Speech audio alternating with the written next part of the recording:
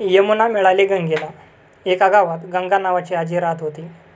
गंगा आजीला जवळचे नात्याचे असे कोणीच नव्हते. तिला फक्त एकच नातलग, ती म्हणजे यमुना, गंगा आजीची गाय.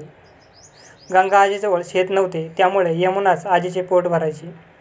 आजी रानात जायची, गवत आणायची, यमुनेला घालायची. मग यमुना भरपूर दूध द्यायची. गंगा आजी ते विकायची, मिळालेल्या पैशात घर चालवायची. गंगा आजीचे यमुनेवर खूप प्रेम होते. ती यमुनेला अंजरायची, गोंजरायची, यमुने ये म्हणून बोलवायची, गवत खाऊ घालायची. यमुनेचे पोट भरले की मगच गंगा आजी 2 घास खायची. एक दिवस आजी झोपेतून उठली, गोठ्यात गेली. बघते तर गोठ्यात यमुना नाही. तिला वाटले रानात गेली असेल, नदीवर गेली असेल.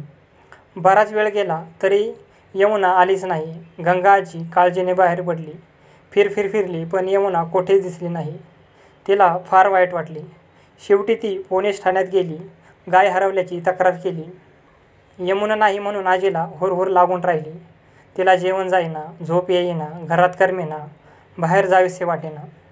एक दिवस एक माणूस गंगा आजीकडे आला. त्याने सांगितले, शेजारच्या गावात मी तुमची गाय पाहिली आहे. आजीला आनंद झाला. पोलिसांना घेऊन ती त्या गावात गेली. गंगा आजीने वर्णन केले तशी गाय तिथे होती. गोल गोल शिंगे, पांढरा-शुभ्रा रंग. पोलिसांना खात्री पटली. पण तो माणूस म्हणाला, ही गाय माझीच आहे, तिची आईसुद्धा माझ्याकडेच होती. पोलिसांना पेच पडला. त्यांना एक युक्ती सुचली. त्यांनी गंगा आजीला आणि त्या माणसाला दूर उभे केले. गायीला त्यांच्यापासून लांब नेले. दोघांनाही गायीला बोलवायला सांगितले. गंगा आजी आणि तो माणूस गायीला बोलवू लागले. गाय आळीपाळीने दोघांकडे पाहू लागली. आजीने आवाज दिला, ये यमुने, ये.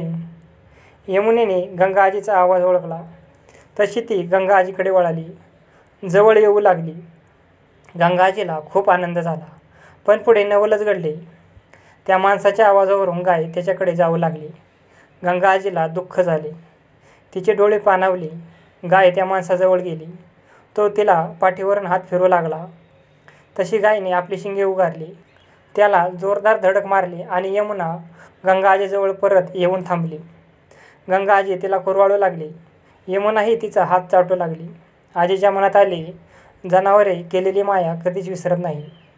दोघींचीही पुन्हा भेट झाली. यमुना गंगेला मिळाली.